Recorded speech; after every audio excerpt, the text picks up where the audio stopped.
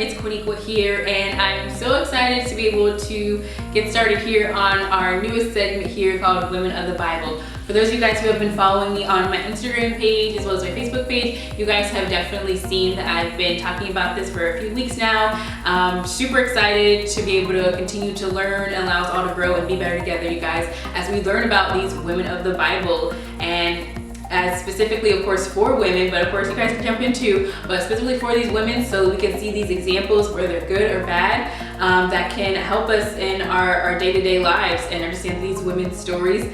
Can be a cautionary tale as well, can be a tale as well in regards to how God has used them, how these women have trusted God, and as well what happens as well when he may even turn away. So I'm super excited to jump in here in regards to our newest segment today. So jump right in, you guys, as you already know me.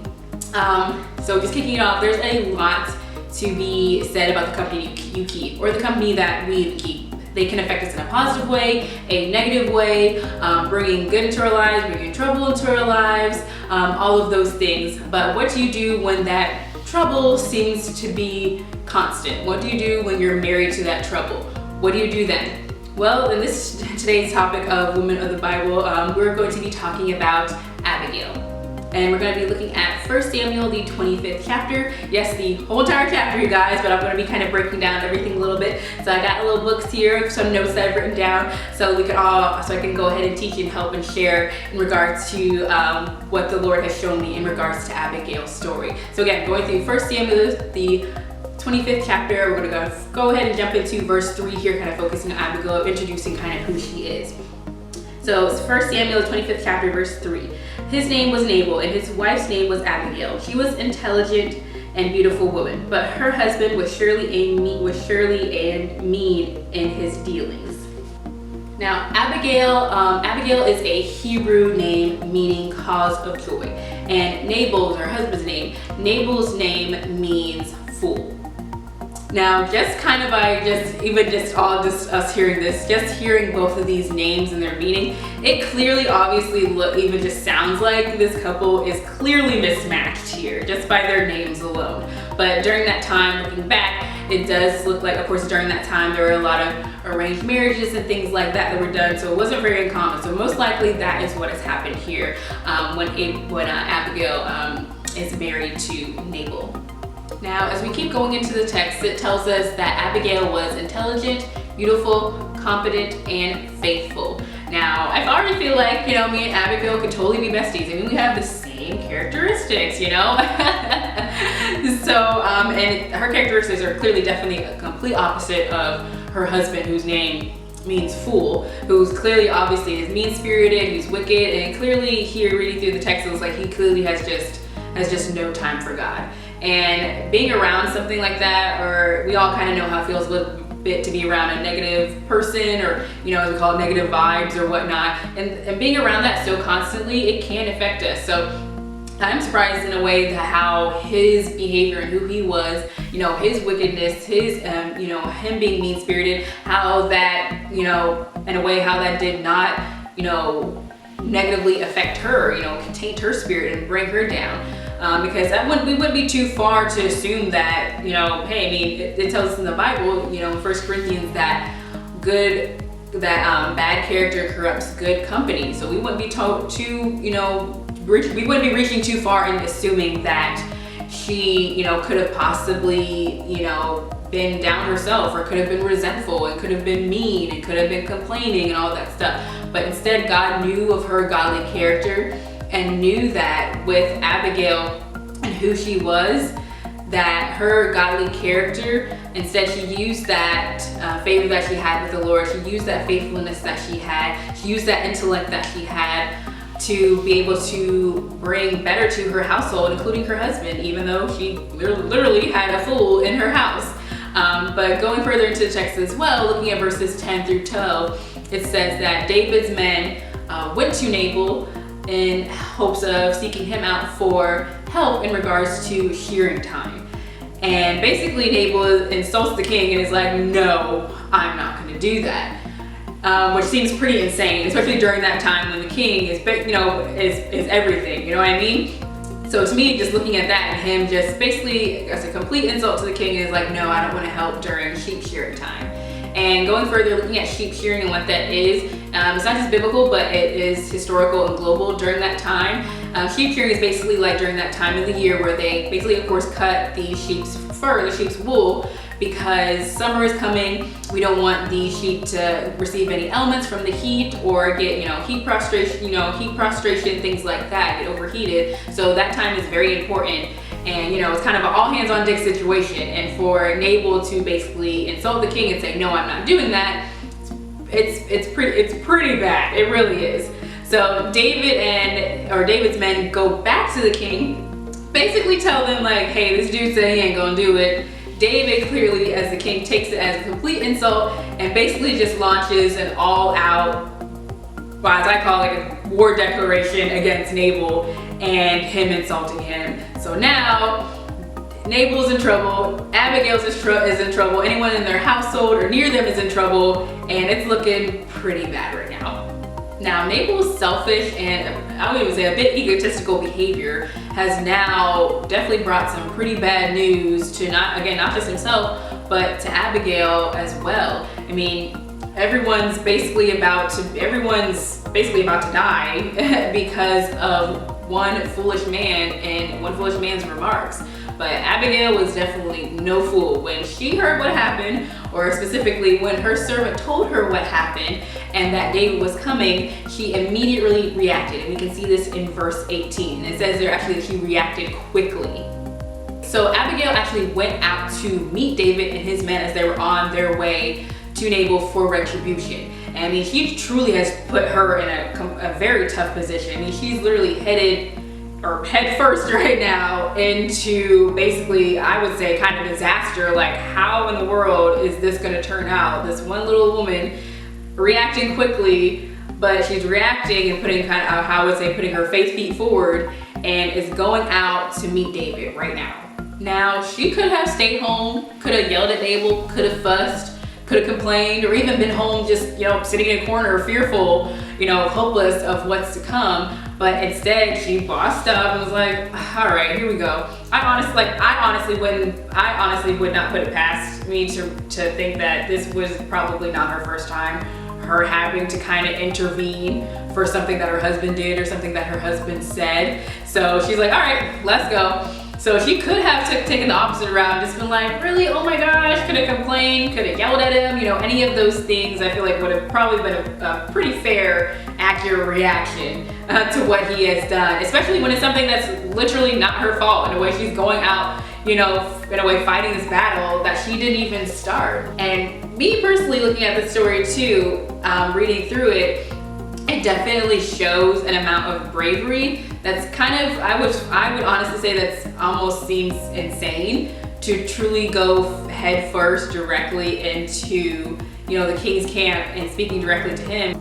She knew what she had to do, and as well, she knew that her dependence was not actually on her husband, but her dependence is solely found in God. Now, Abigail understood that she knew that David was doing God's work, and that required her support. So her coming in, that her intervention and her humble words actually, and her attitude in front of David actually prevented unnecessary bloodshed.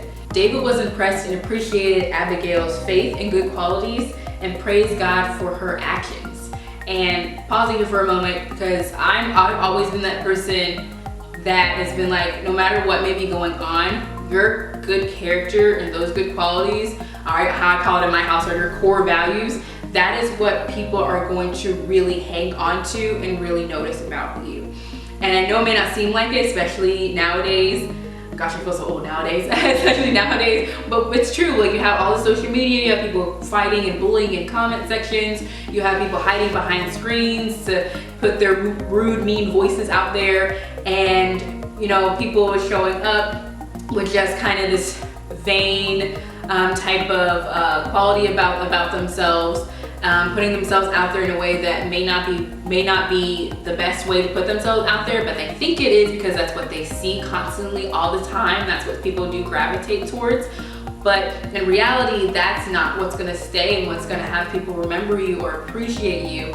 and, you know, have people feel like you're that person of good character and good quality. That good character and good quality that God has put in you is something that is so much more valuable than you could ever really realize. And we're seeing that here in this moment, when David and her humble words and how she's speaking with him and how she's intervening here, and again for something that's not even her fault, yet he understands that, and David sees that and appreciates that. And that's the main thing it says here, is that he appreciates her and her godly character and her behavior. So those characteristics and those core values that we all have, that God has put in us, we want to make sure we keep that and hold on to that more than anything. Because you may not realize it, but it truly is something that is gonna keep you, and that God needs you to maintain, because it's not just about you. You gotta look at the bigger picture here.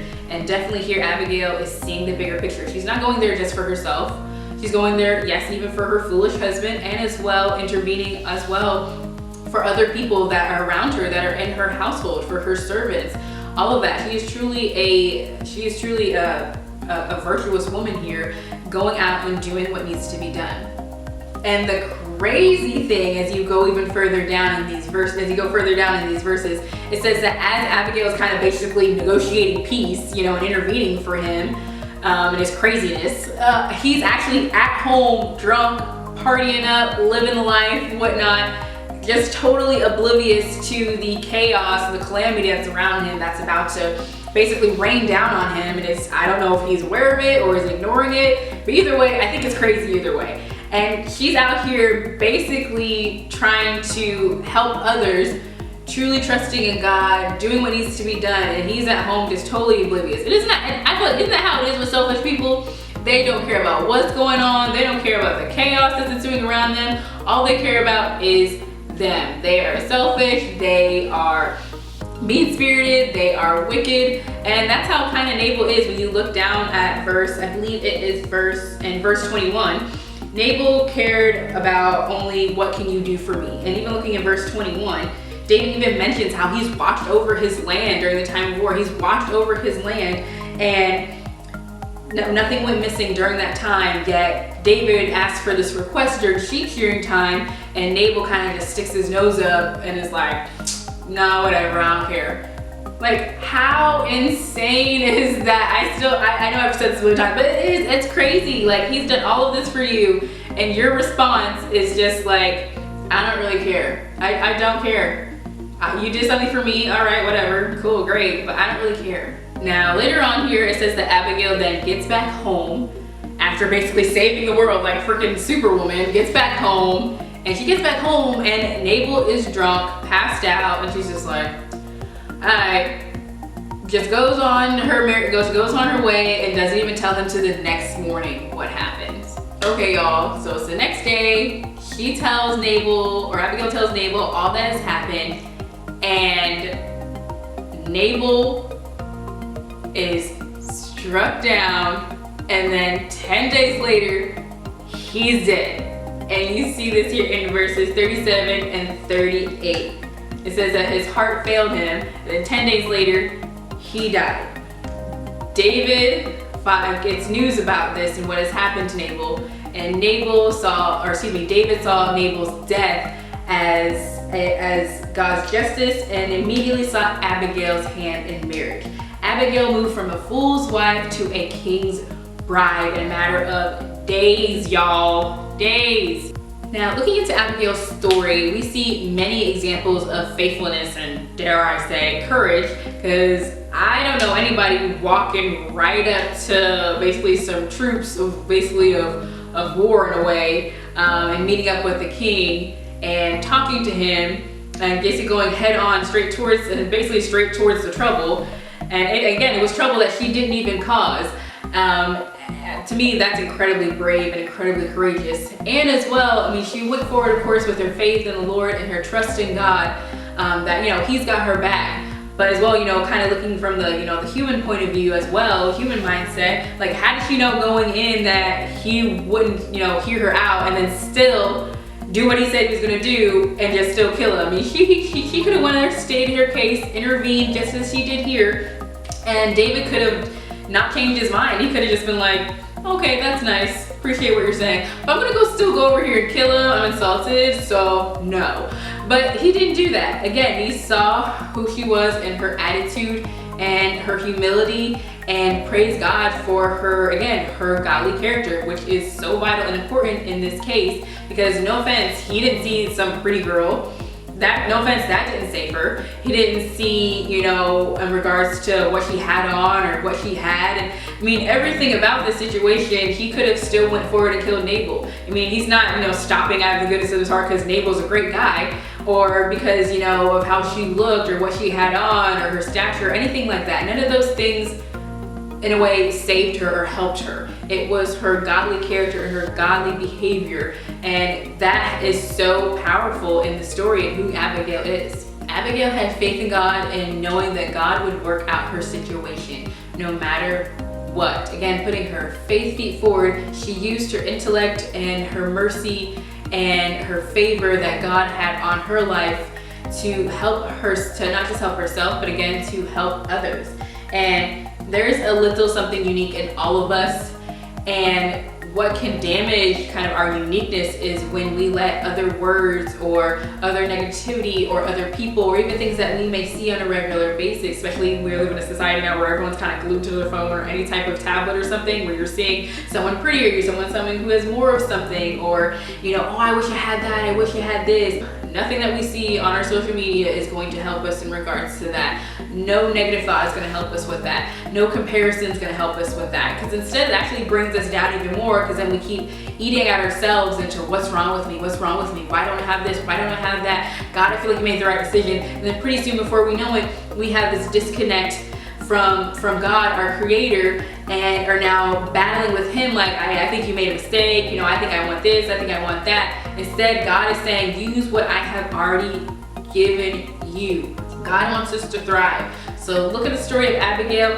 and take from it, now I've taken from it, how to be faithful, how to understand how powerful your character is, how that can shape the world, and how that can affect the people around you for a positive change that God can do in transforming people's lives, you guys. Thank you, ladies, for joining me here for Women of the Bible. I can't wait to tell you more in regards to more of these ladies and how we can learn and grow from them. Definitely go ahead and stay connected with us here at Sassy Sexy Saved on my Instagram, as well as Facebook, and as well www.sassysexysaved.com. Any more information that you want to know in regards to any of our topics here, as well as any other segments that we have, can be found there as well. But I thank you, ladies. I love you. Enjoy the rest of your day. Be blessed, and as well be a blessing to others.